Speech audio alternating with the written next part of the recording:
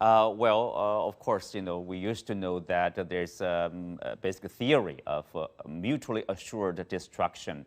If one party uses these nuclear weapons, the other party could do the same, and then that's destruction for both sides. Is that still, working as a deterrent against either side? Somewhat, but you want to understand that there are two different scenarios where nuclear weapons can be used. One scenario is where the Russians use nuclear weapons against NATO. And in that instance, mutual assured destruction comes into play because obviously the West has nuclear weapons, the Russians have nuclear weapons, and there is a great danger in that situation that both sides would end up destroying each other.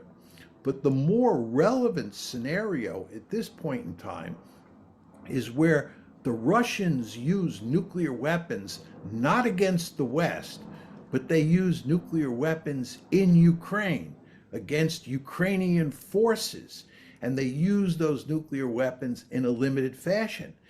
The Ukrainians do not have a nuclear arsenal of their own.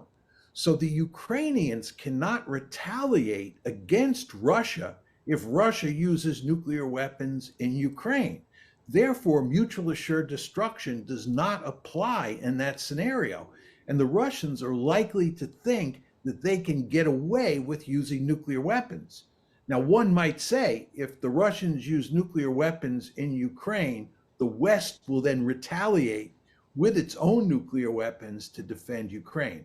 I do not believe that will happen. And the French president, Macron, has said that that would not happen.